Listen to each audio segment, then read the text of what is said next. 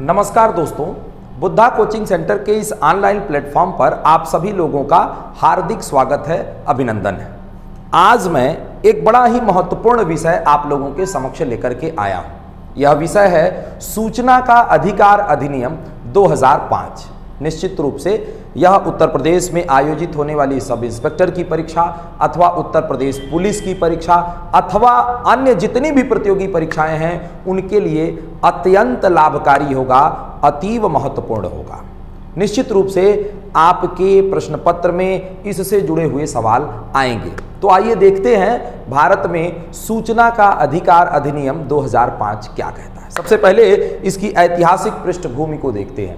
तो देखिए, सबसे पहली बार जनता के संदर्भ में यह बात आई कि जनता को सूचना का अधिकार होना चाहिए या सूचना जनता मांगे और जनता को वह सूचना राज्य उपलब्ध कराए। इसके लिए सबसे पहले जब बात की गई तो 1986 में कुलवाल बनाम जयपुर नगर निगम का एक मामला था। इस मामले में सुप्रीम कोर्ट ऑफ इंडिया में ये बहस चली कि क्या जनता को, वह जनता जो कर देती है, वह जनता जिसके संसाधनों के द्वारा राज्य अपने को आगे बढ़ाता है, राज्य जो है स्वयं को पोषित करता है, तो क्या उस जनता को सूचना का अधिकार होना चाहिए या नहीं होना चाहिए। तो सुप्रीम कोर्ट ने उस मामले में 1986 में इसने कहा कि जनता को यह अधिकार निश्चित रूप से मिलना चाहिए। और इसी क्रम में आगे चल करके सन 2002 में भारत की संसद ने एक कानून बनाया। वह कानून था सूचना की स्वतंत्रता का अधिनियम 2002। लेकिन यह अधिनियम स्पष्ट नहीं था, यह अधिनियम सूचना की बात स्पष्ट तरीके से नहीं कर रहा था। तो आगे चल करके सन 2005 में पुनः भारत सरकार ने एक नया अधिनियम बनाया, सूचना का अधिकार अधिनियम, राइट टू इंफॉर्मेशन एक्ट 2005। तो आज का हमारा विषय यही है कि सूचना का अधिकार अधिनियम क्या कहता है और उससे हुए जुड़े क्या सवाल हमारी परीक्षाओं में आ सकते हैं। सूचना का अधिकार अधिनियम 2005। तो यह अधिनियम भारत की संसद ने सबसे पहले कब बनाया, तो अधिनियम को देखा जाए तो भारत की संसद ने 15 जून 2005 को संसद ने इस अधिनियम को पारित किया। संसद ने इसे क्या किया, पारित किया। और इसके बाद 22 जून को माननीय महामहिम राष्ट्रपति के द्वारा यह हस्ताक्षरित हो गया। यह राष्ट्रपति जी के द्वारा हस्ताक्षरित हो गया। अर्थात आप सभी लोगों को पता है कि भारत का संविधान ये कहता है कि राष्ट्रपति भी संसद का अभिन्न अंग है, वह व्यवस्थापिका यानी लेजिस्लेचर का एक पार्ट है। और इस तरह से जब तक वह हस्ताक्षर नहीं करता है, किसी भी प्रकार का बिल, किसी भी प्रकार का विधेयक अधिनियमित नहीं होता है। तो 22 जून 2005 को माननीय राष्ट्रपति महोदय ने इस बिल पर हस्ताक्षर करते हुए इसे सहमति दे दी और इस प्रकार से यह बिल इस दिन अधिनियमित हो गया और एक अधिनियम का रूप ले लिया। लेकिन इस अधिनियम को लागू किया गया 12 अक्टूबर 2005 को। 12 अक्टूबर 2005 से यह अधिनियम लागू हुआ। यानी यह डेट मोस्ट इंपॉर्टेंट है परीक्षा के लिए कि भाई भारत में यह सूचना का अधिकार अधिनियम कब लागू किया गया। तो आपका उत्तर क्या होगा, भारत में सूचना के अधिकार अधिनियम को 12 अक्टूबर 2005 को लागू किया गया। इसमें समय समय पर संशोधन भी होते रहे हैं। वर्तमान में जो सबसे लेटेस्ट इसमें संशोधन हुआ है वो 2019 में इसमें संशोधन हुआ है। और 2019 में संशोधन क्या किया गया है, तो 2019 में संशोधन यह किया गया है कि जो केंद्रीय सूचना आयोग है और राज्य जो सूचना आयोग है, इन दोनों के संदर्भ में हम देखें तो जो सूचना आयुक्तों का कार्यकाल है वो पहले 5 वर्ष का हुआ करता था, उसे घटा करके 3 वर्ष करने का कार्य किया गया है, जिसकी चर्चा मैं आगे की कक्षा में अभी करूंगा। तो फिलहाल हमने आपको क्या बताया, हमने आपको बताया कि यह जो अधिनियम है 12 अक्टूबर 2005 से लागू हुआ है और इसमें जो लेटेस्ट संशोधन हुआ है वो 2019 में हुआ है। आइए देखते हैं इस अधिनियम में और क्या क्या लिखा हुआ है, इस अधिनियम के पन्नों में क्या तथ्य हैं। देखा जाए तो सबसे पहली बात की जाए तो इस अधिनियम को देखें तो इसमें 6 अध्याय हैं। अध्यायों का विभाजन जब करेंगे तो कितने अध्याय हैं? इस अधिनियम में अध्यायों की संख्या कितनी है? 6 है। इस अधिनियम में धाराओं की संख्या कितनी है? तो 31 है। और इस अधिनियम के अंतिम हिस्से में अनुसूची भी जोड़ी गई है। तो कितनी अनुसूचियां हैं? तो इस अधिनियम में 2 अनुसूचियों का उल्लेख है। यानी हमारा यह सूचना का अधिकार अधिनियम 6 अध्यायों में विभाजित है। इन 6 अध्यायों को 31 धाराओं में विभाजित किया गया है और अनुसूचियों की संख्या इसमें कितनी है? 2 है। आगे बढ़ते हैं। आगे के तथ्य क्या है? तो अगला तथ्य यह है कि यह जो अधिनियम है वह किसके विरुद्ध प्राप्त होता है। अगर यह पूछा जाए कि सूचना का अधिकार अधिनियम किसके विरुद्ध प्राप्त होता है तो आपका उत्तर होगा यह राज्य के विरुद्ध प्राप्त होता है। आपने मेरा वह वीडियो भी देखा होगा जिसमें हमने मौलिक अधिकारों की व्याख्या की है। तो मौलिक अधिकारों की व्याख्या में यदि आप देखेंगे तो वहां पर हमने यह बताया है कि मौलिक अधिकारों के संदर्भ में राज्य की क्या परिभाषा दी गई। जब हमने संविधान का आप वीडियो देखेंगे मेरा तो वहां पर भी हमने परिभाषित किया है कि राज्य शब्द क्या है। तो राज्य शब्द के विषय में यहां मैं 2 लाइन में स्पष्ट करना चाहूंगा कि central government and state government, इसके साथ साथ सेंट्रल एंड स्टेट गवर्नमेंट के वित्त से पोषित जितनी भी संस्थाएं हैं वे सारे राज्य में निहित हैं। Supreme court of India and high courts के विषय में हमने आपको बताया था कि ये दोनों जब न्यायिक मामले में न्यायिक बिंदु पर कार्य बातचीत करते हैं तो वह बिंदु राज्य के अधीन नहीं आता है। तो फिलहाल इस क्रम में सूचना का अधिकार अधिनियम राज्य के विरुद्ध प्राप्त होता है। लेकिन कुछ मामलों में यह नहीं भी दिया जा सकता है, चाहे वो सेंट्रल गवर्नमेंट का मामला हो चाहे स्टेट गवर्नमेंट का मामला हो। फॉर एग्जाम्पल, जैसे यदि भारत की अखंडता, भारत की संप्रभुता, भारत की एकता को अगर छीण करने वाला कोई बिंदु है, कोई ऐसी सूचना है जिसके वजह से हमारे राष्ट्र की अखंडता को नुकसान पहुंच सकता है, तो वह सूचना नहीं दी जा सकती है, चाहे वो राज्य से के विरुद्ध ही क्यों ना मांगी जा रही हो। इसके अलावा देखा जाए तो किसी भी व्यक्ति की या किसी भी पदाधिकारी की जो निजी सूचनाएं हैं उसे भी इस अधिनियम के द्वारा नहीं प्राप्त किया जा सकता। यानी यह अधिनियम उन्हीं बिंदुओं के पर प्राप्त होगा जो बिंदु सार्वजनिक होंगे। स्पष्ट है सभी लोगों को? आइए इस अधिनियम के अंदर चलते हैं और इसके अध्यायों और धाराओं में कुछ प्रमुख बिंदुओं पर बात करते हैं। तो सबसे पहली बात तो यह है कि इस अधिनियम का जो अध्याय 1 है, उस अध्याय 1 में जो धारा 1 है वह यह कहती है कि इस अधिनियम का जो संक्षिप्त नाम है वह सूचना का अधिकार अधिनियम 2005 है। यानी कि इस एक्ट का नाम क्या है? तो अध्याय 1 की धारा 1 कहती है कि इस एक्ट का नाम सूचना का अधिकार अधिनियम 2005 है।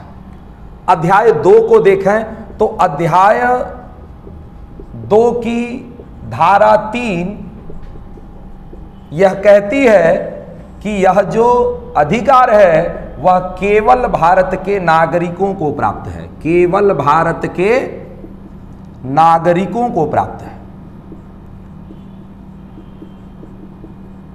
अर्थात यदि भारतीय सीमा क्षेत्र के बाहर रहने वाला कोई व्यक्ति जो विदेशी नागरिक है अथवा भारत की सीमा क्षेत्र के अंदर रहने वाला कोई व्यक्ति जो विदेशी नागरिक है, वह इस अधिनियम के अंतर्गत किसी भी प्रकार की सूचना को नहीं प्राप्त कर सकता। यह केवल और केवल भारत के जो नागरिक हैं उन्हें ही यह प्राप्त है। और ऐसा उल्लेख कौन करता है? तो इस अधिनियम के अध्याय 2 की धारा 3 करती है। दूसरी बात, इस ही अध्याय की जो धारा 7 है वो ये कहती है कि यदि इस अधिनियम के अंतर्गत संबंधित प्राधिकारी से, यानी जिससे सूचना मांगी जा रही है, यदि उससे सूचना मांगी जा रही है और यदि वह सूचना नहीं दे रहा है तो 30 दिनों के बाद उसको रिमाइंडर दिया जा सकता है। अर्थात यदि आपसे पूछा जाए कि यदि किसी लोक प्राधिकारी से सूचना मांगी जाए और तो वह लोक प्राधिकारी कितने दिनों के अंदर सूचना को देगा? तो उत्तर होगा 30 दिनों के अंदर। अब आपके मन में एक सवाल हो सकता है या आपके प्रश्न पत्र में सवाल हो सकता है कि इस 30 दिनों की काउंटिंग कैसे की जाएगी? तो दरअसल यह अधिनियम ये कहता है कि जिस अधिकारी से, जिस लोक प्राधिकारी से सूचना मांगी जाएगी, कोई भी नागरिक सूचना मांगेगा तो वह उस सूचना के संदर्भ में जो मूल्य है उसे चुकाएगा। मूल्य चुकाने का मतलब क्या है? मूल्य चुकाने का मतलब यह है कि मान लीजिए सूचना भेजी जाएगी तो स्टेशनरी का खर्च होगा। मान लीजिए सूचने को 100 पन्नों में प्रिंट करके भेजा जा रहा है, तो वह 100 पन्ना जो प्रिंट होगा उसका खर्चा कहाँ से आएगा? तो खर्चा वही व्यक्ति देगा जो सूचना को मांग रहा है। और इस तरह से किसी भी सूचना को प्राप्त करने के लिए जब कोई व्यक्ति सूचना को मांगता है तो उसे संबंधित प्राधिकारी को एक फीस चुकानी पड़ती है। तो उस फीस को जिस दिन दिया गया होगा, यानी जो भी फीस, चाहे वो पोस्टल ऑर्डर के द्वारा दिया जाए, चाहे बैंक ड्राफ्ट के द्वारा दिया जाए, चाहे चेकबुक के द्वारा दिया जाए, तो जिसके द्वारा वह फीस दी जाएगी, तो जिस दिन वह फीस दी जाएगी उसी दिन से इस 30 दिन की काउंटिंग की जाएगी। स्पष्ट है सभी को? आपसे प्रश्न पूछा जाएगा कि कितने दिनों के अंदर सूचना देनी होती है, तो आपका उत्तर होगा 30 दिनों के अंदर सूचना देनी होती है। आगे की बात करें तो अध्याय जो 3 है, वह अध्याय 3 का जो धारा 12 है, अध्याय 3 की धारा 12 ये कहती है कि यदि इसको नियंत्रित करना है, इसको रेगुलेट करना है, जो भी इस अधिनियम के अंतर्गत शर्तें या जो नियम बनाए हैं उसको लागू करना है, तो उसके लिए केंद्र के स्तर पर, संघ के स्तर पर एक केंद्रीय सूचना आयोग की नियुक्ति की जाएगी। केंद्रीय सूचना आयोग की नियुक्ति की जाएगी। ये कहां कहा गया है? तो अध्याय 3 की धारा 12 में कहा गया है। क्या कहा गया है? कि केंद्रीय सूचना आयोग को नियुक्त किया जाएगा। अब कौन इसे नियुक्त करेगा? तो इसे नियुक्त करेगी केंद्र सरकार। अब केंद्र सरकार का मतलब है कि केंद्र सरकार में कौन नियुक्त करेगा? तो जाहिर सी बात है कि स्पष्ट रूप से ध्यान रखेंगे कि इनकी नियुक्ति राष्ट्रपति करेगा। कौन करेगा भाई? केंद्रीय जो सूचना आयोग है उसकी नियुक्ति कौन करेगा? राष्ट्रपति करेगा। केंद्रीय सूचना आयोग में पदाधिकारी कौन कौन होंगे? तो सबसे पहली बात तो एक होगा मुख्य सूचना अधिकारी, केंद्रीय मुख्य सूचना अधिकारी, या इसे आप आयुक्त भी कह सकते हैं, केंद्रीय मुख्य सूचना आयुक्त। एक यह होगा। इसके अलावा अधिकतम, क्या कहा जा रहा है? अधिकतम 10 अन्य सूचना आयुक्त हो सकते हैं। अन्य सूचना आयुक्त हो सकते हैं, मतलब किसी भी दशा में 10 से ज्यादा नहीं हो सकते।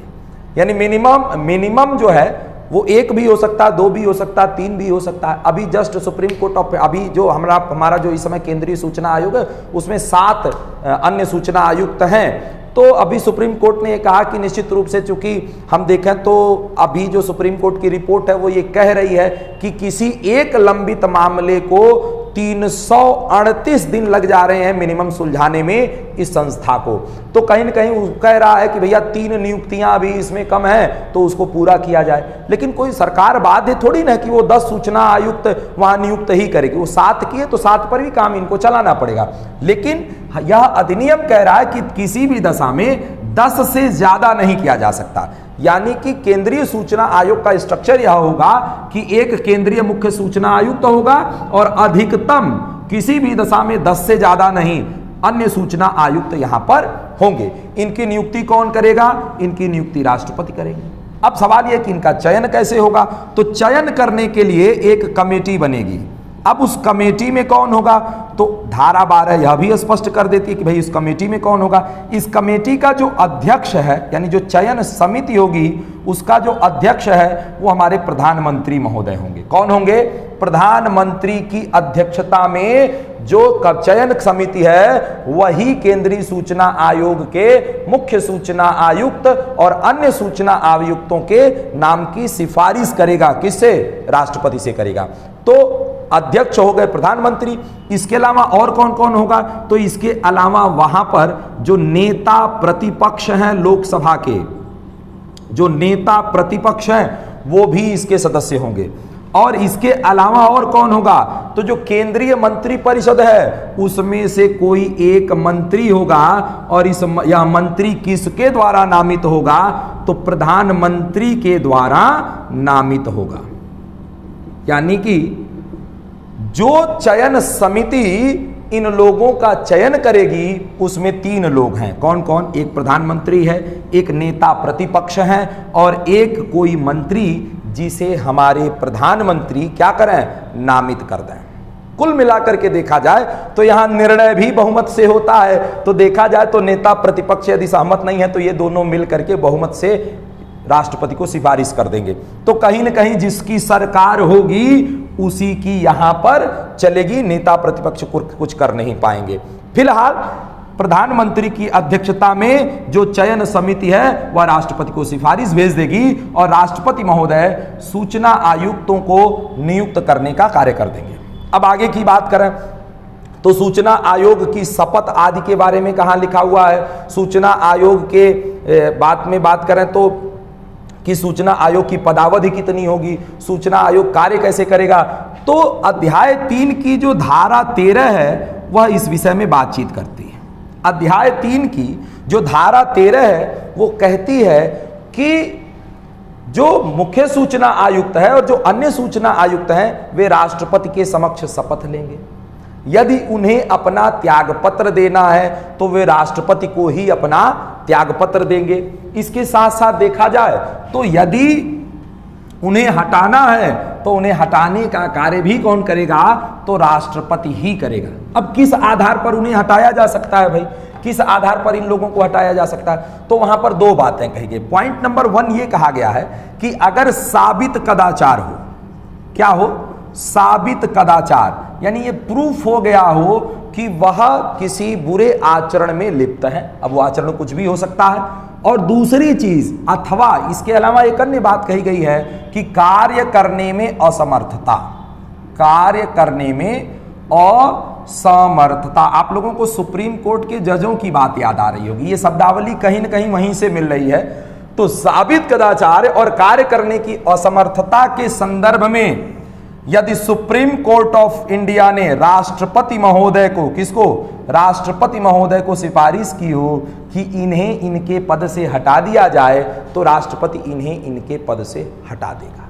इसके अलावा एक दूसरी बात यह कही गई है कि सुप्रीम कोर्ट के सिफारिश की जरूरत नहीं होगी, राष्ट्रपति सीधे इन्हें हटा देगा। लेकिन कैसे हटाएगा, तो उस विषय में कहा गया है कि राष्ट्रपति इन्हें 4-5 बिंदु वहां दिए गए हैं अधिनियम में। जैसे पहला बिंदु दिया गया, कहा गया कि दिवालिया यदि वह व्यक्ति हो गया। दूसरा बिंदु यह कहा गया है कि मान लीजिए वह व्यक्ति इस पद पर नियुक्त हो और कहीं ऐसी चोरी से नियुक्त हो कि कहीं किसी अन्य पद पर भी वो तनख्वाह पा रहा हो, तो उस आधार पर राष्ट्रपति उन्हें हटा देगा। या उनके ऊपर देशद्रोह या भारतीय अखंडता को मिटाने का कार्य किया जा रहा हो तो उस आधार पर उन्हें हटा दिया जाएगा। तो इस तरह से कुछ पॉइंट्स दिए गए हैं जिसके आधार पर कहा गया है कि राष्ट्रपति इन्हें सीधे हटा सकता है। जैसे इसमें यह भी कहा गया कि राष्ट्रपति को यह लगता है कि यह इन पदों के उपयुक्त नहीं है तो भी वह इन्हें हटा सकता है। तो कुल मिलाकर के बात मोटी मोटा इतनी है कि राष्ट्रपति इन्हें नियुक्त करेगा, प्रधानमंत्री की अध्यक्षता में जो चयन समिति है उसकी सिफारिश पर इन्हें नियुक्त करेगा। ये लोग राष्ट्रपति के समक्ष शपथ लेंगे, राष्ट्रपति के द्वारा ही ये हटाए जाएंगे। क्लियर है सभी लोगों को। अब एक और तथ्य, भाई ये लोग वेतन कितना पाएंगे, इनका कैडर क्या होगा, ये लोग वेतन कितना पाएंगे, तो इस संदर्भ में भी हम देखें तो इसी अधिनियम की धारा 14 और 13 दोनों मिलकर के इसकी व्याख्या करती हैं और ये कहती हैं कि ये लोग जो हमारा मुख्य निर्वाचन आयुक्त है, मुख्य निर्वाचन आयुक्त तो कौन है भाई? जो भारत में इलेक्शन कमीशन ऑफ इंडिया को सुपरसीड करता है, इलेक्शन कमीशन ऑफ इंडिया को देखा तो उसको लीड करता है। तो इलेक्शन कमीशन ऑफ इंडिया का जो मुख्य निर्वाचन आयुक्त है उसकी तनख्वाह कितनी है भाई? तो उसकी तनख्वाह सुप्रीम कोर्ट के जज के बराबर है। और वह कितना पाता है? तो 2,50,000 रुपया मासिक पाता है। तो जो मुख्य सूचना आयुक्त है, CIC जिसको हम बोलते हैं, तो मुख्य सूचना आयुक्त 2,50,000 रुपया वेतन पाएगा। कितना पाएगा? 2,50,000 रुपया वेतन पाएगा। तो क्या ये 2,50,000 रुपया इस अधिनियम में लिखा गया है? नहीं, इस अधिनियम में यह लिखा गया है कि जितना मुख्य निर्वाचन आयुक्त वेतन पाएगा उतना ही सूचना आयुक्त भी, मुख्य सूचना आयुक्त भी वेतन पाएगा। इसके साथ साथ यह लिखा गया है कि जो अन्य सूचना आयुक्त होंगे, वो जो हमारे अन्य निर्वाचन आयुक्त हैं, उनके बराबर वेतन पाएगा। यानी वो निश्चित रूप से 2,25,000 रुपया वेतन जो अन्य जो सूचना आयुक्त हैं वो लोग पाएंगे। आज के डेट में देखें तो यशवर्धन सिन्हा साहब जो हैं वो मुख्य सूचना आयुक्त के पद पर निर्वाचित हैं। कि क्या नाम है उनका? यशवर्धन सिन्हा। आप लोग यह नाम याद रखेंगे, यशवर्धन सिन्हा वर्तमान में मुख्य सूचना आयुक्त है। आगे की बात की जाए कि भाई ये लोग कितने दिनों तक कार्य करेंगे, मुख्य सूचना आयुक्त और अन्य सूचना आयुक्तों का कार्यकाल कितना होगा, तो आप ध्यान रखेंगे यदि पुराना नोट्स या पुराने अधिनियम की फाइल अगर आपको मिल जाएगी तो उसमें लिखा होगा कि 5 वर्ष अथवा 65 वर्ष की आयु जो पहले आ जाए वहां तक रहेंगे। लेकिन मैंने अभी आपको पीछे बताया कि 2019 में इसमें संशोधन किया गया है और संशोधन करके क्या कर दिया गया कि 3 वर्ष, कितना? 3 वर्ष अथवा 65 वर्ष की आयु जो पहले हो वहां तक ये लोग कार्य करेंगे। और आपको बताएं जब 2019 में ये कार्य किया गया तो सभी विपक्ष के नेताओं ने और अनेक RTI कार्यकर्ताओं ने इसका विरोध किया। क्यों विरोध किया? उनका कहना है कि किसी भी मामले को निपटाने के लिए या किसी भी बिंदु पर कार्य करने के लिए किसी भी व्यक्ति को एक लंबी अवधि का टाइम चाहिए। तो दूसरी तरफ हमारी सेंट्रल गवर्नमेंट ये कह रही थी कि नहीं, ऐसा कुछ नहीं है, और इस वजह से कहीं न कहीं वह व्यक्ति उसी पद पर आसीन रह रहा था और कार्य आगे बढ़ नहीं रहा था। तो उन्होंने कहा नहीं भाई, 3 साल से ज्यादा की जरूरत नहीं है, उसके बाद हम देखेंगे और नया सूचना आयुक्त लेकर आएंगे। माफ करिएगा, मैंने मुख से निर्वाचन आयुक्त निकल गया। तो नया सूचना आयुक्त लेकर के आएंगे। एक और बात यहां स्पष्ट कर दें कि यह भी प्रश्न पूछा जा सकता है, दरअसल इन पदों पर जो भी नियुक्त होगा वह दोबारा इन्हीं पदों पर नियुक्ति पाने का अधिकार नहीं रखता है। यानी कि कोई व्यक्ति यदि मुख्य सूचना आयुक्त के पद पर नियुक्त हो गया और उसने अपना कार्यकाल पूरा कर लिया तो दोबारा वह उसी पद पर पुनः नियुक्त नहीं होगा।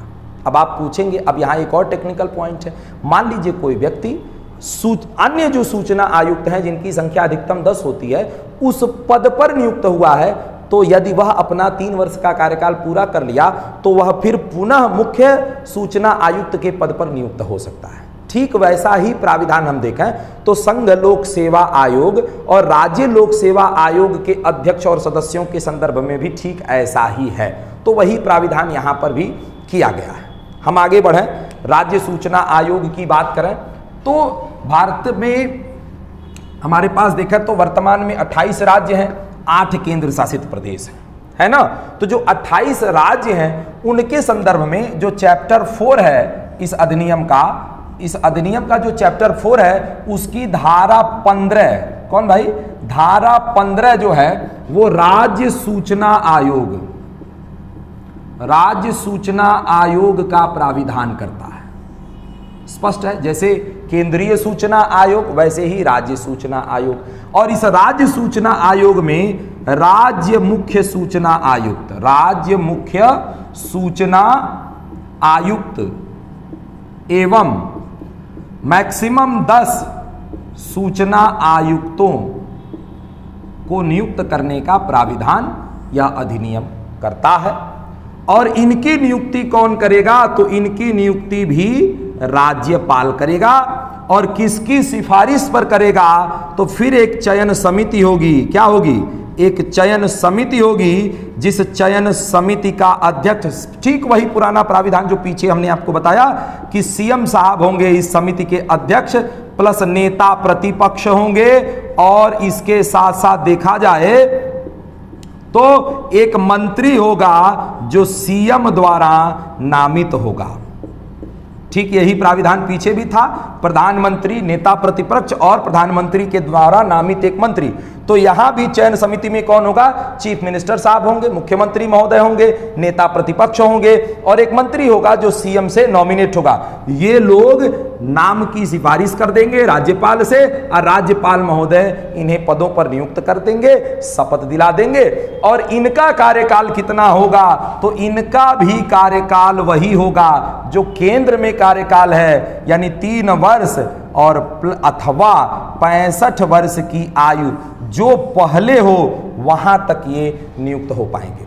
देखिए इस अधिनियम में जो धारा 15 है वो यह स्पष्टतः यही मात्र एक लाइन कहती है कि जो केंद्र सरकार इन लोगों की पदावधि तय करेगी वही पदावधि यहां पर लागू होगी। यानी ये कितने समय तक कार्य करेंगे इसका निर्णय राज्य की सरकार नहीं ले सकती है, ठीक है। और इसे वही अधिकार प्राप्त होंगे राज्य के स्तर पर जो अधिकार केंद्र के स्तर पर केंद्रीय सूचना आयोग को प्राप्त है। तो कुल मिलाकर के आज हमने क्या पढ़ा? तो आज हमने देखा कि सूचना के अधिकार अधिनियम के अंतर्गत क्या क्या प्राविधान किए गए हैं। निश्चित रूप से यह सूचना का अधिकार अधिनियम हमारे देश के नागरिकों के लिए उनके अधिकारों को प्राप्त करने के लिए आज के डेट में एक प्रमुख हथियार बन चुका है। अब एक सवाल और पूछा जा सकता है आपके कि यह जो अधिनियम है वो भारतीय संविधान के किस अनुच्छेद से प्रेरित है? तो आप बताएंगे कि यह अनुच्छेद 19 से प्रेरित है। किससे प्रेरित है? अनुच्छेद 19 से प्रेरित है और यह अनुच्छेद 19 की ही पूर्ति करता है। यह स्पष्ट है सभी को। एक और तथ्य, आखिर यह जो सूचना आयोग है जितने भी, चाहे वो केंद्र के स्तर पर है चाहे वो राज्य के स्तर पर है, वो क्या दंड का प्राविधान कर सकता है यदि संबंधित प्राधिकारी सूचना न दे तो जी बिल्कुल। इस संदर्भ में हमारा यह अधिनियम कहता है कि यदि वह संबंधित प्राधिकारी सूचना नहीं दे रहा है तो प्रतिदिन के हिसाब से, कितने दिन के? प्रतिदिन के हिसाब से 250 रुपए का जुर्माना लगाया जा सकता है। लेकिन अधिकतम यह जुर्माना 25,000 रुपए का होगा। मैक्सिमम कितने का होगा? 25,000 रुपए का होगा। और एक और तथ्य स्पष्ट कर दें कि जो टाइम दिया गया है वह कितने दिन का दिया गया है? 30 दिन का दिया गया। किस दिन से यह टाइम काउंट होगा? तो जिस दिन से फीस जमा होगी, जिस दिन से क्या होगा? फीस जमा का जो डेट है उसी दिन से यह 30 दिन काउंट होगा। और यदि 30 दिन में सूचना नहीं दिया गया तो सूचना मांगने वाला वह सूचना आयोग के कार्यालय में शिकायत करेगा और वह व्यक्ति वहां से शिकायत करने के बाद वहां पर मामले को जब निपटारा किया जाएगा तो प्रतिदिन के हिसाब से 250 रुपए का जुर्माना लगाया जा सकता है और अधिकतम यह जुर्माना कितना होगा? 25,000 रुपए का होगा। इसके अलावा यदि सूचना आयोग चाहे तो उनके संबंधित अधिकारी को उस पर कार्यवाही करने की सिफारिश भी कर सकते हैं।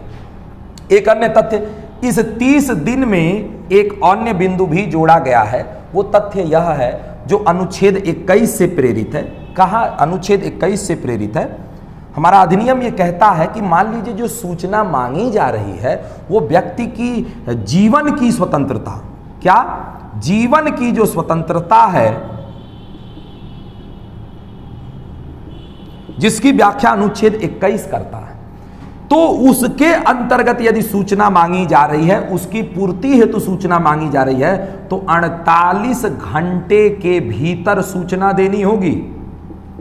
आपसे अगर पूछा जा रहा है कि यदि सूचना को मांगने वाला व्यक्ति जो सूचना मांग रहा है वह उसके जीवन की स्वतंत्रता के विषय में है, उसके प्राण और दैहिक स्वतंत्रता का जो अधिकार है उसके पूर्ति हेतु यदि वह सूचना मांग रहा है तो 48 घंटे के भीतर संबंधित प्राधिकारी को सूचना देनी होती है। लेकिन सामान्य मामलों में कितने दिन के अंदर देना होता है? 30 दिन के अंदर देना होता है। अब सूचना का जो अधिकार अधिनियम है वो हमारे पूरे देश में लागू है। कहां तक लागू है?